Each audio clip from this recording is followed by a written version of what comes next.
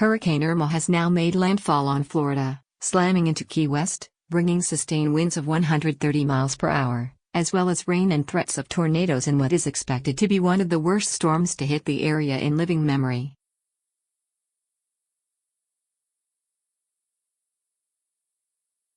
The state thought it had escaped the worst-case scenario as the storm moved into land and was downgraded to Category 3, but late Saturday night it re-energized and was upgraded back to Category 4, the second worst level, with gusts of up to 144 miles per hour.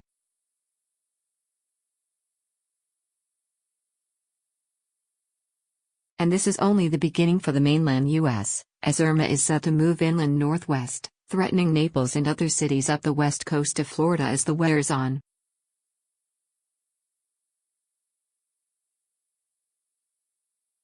A man was killed after tropical storm-strength winds caused him to lose control of the truck he was driving through Monroe County, which contains Key West.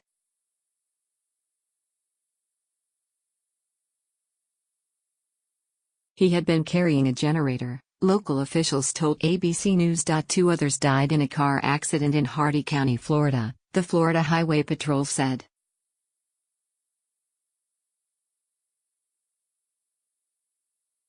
The area is around 60 miles inland from Sarasota. Those deaths come after Irma claimed at least 25 lives in the Caribbean as it swept over several countries, destroying entire islands.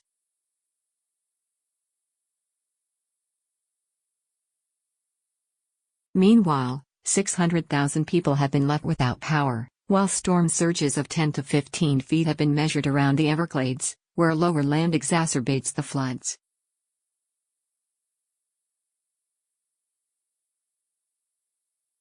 Highs of 5 to 10 feet have been measured in Miami.On Sunday. The National Weather Service, NWS, in Key West has issued stark warnings to Miami's residents, saying that emergency services, just a few of whom remain on the largely empty roads, would not be able to help anyone during the worst of the storm.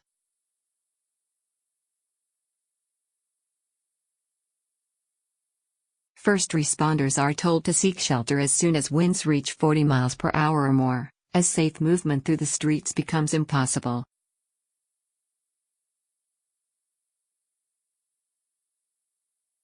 The news is also warning locals not to return to the city even when the winds move on, at least until authorities have given the all-clear that roads are safe for travel.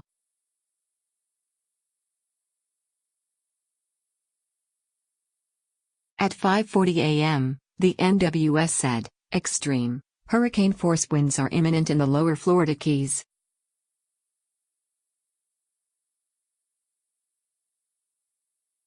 If you are here, please go to interior room away from windows. Treat these imminent extreme winds as if a tornado was approaching and move immediately to the safe room in your shelter.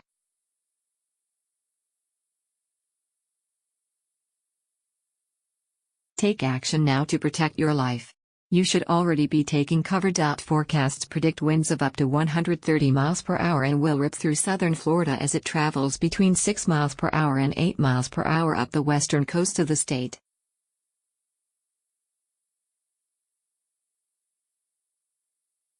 "958 MB barometric pressure right now in #Key West," tweeted National Geographic's Mike Theiss, as he posted videos of the oncoming storm.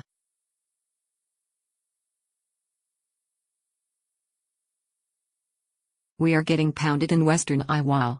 #Irma." Donald Trump sent a message to those caught up in the brutal hurricane, saying, "This is a storm of enormous destructive power, and I ask everyone in the storm's path to heed all instructions from government officials."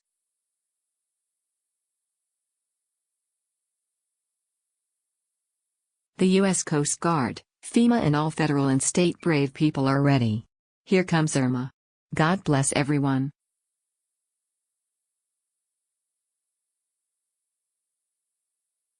Irma's outer bands pummeled Miami and parts of southeast Florida on Saturday afternoon.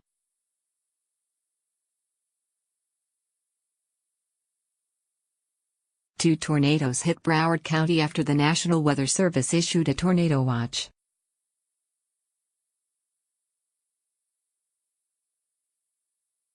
There is also a deadly threat of 15-feet storm surges, with residents being urged not to return home given the enormous outer bands, as emergency officials told those who had ignored evacuation orders that it was too late.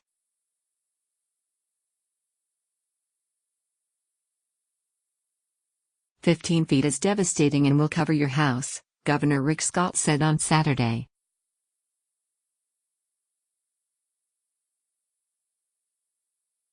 "Do not think the storm is over when the wind slows down.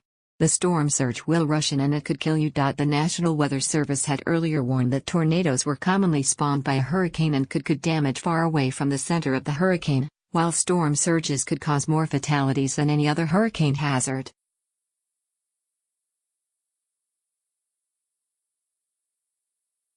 Around 6.3 million people have been told to evacuate in anticipation of Irma, and there are 70,000 people in evacuation shelters across Florida.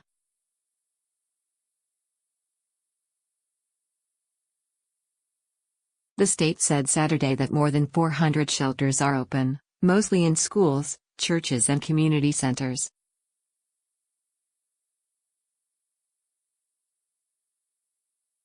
Time is running out for anyone who is now planning to leave, with Irma having arrived in parts of southern Florida, bringing heavy rain and strong wind gusts that make it impossible to drive.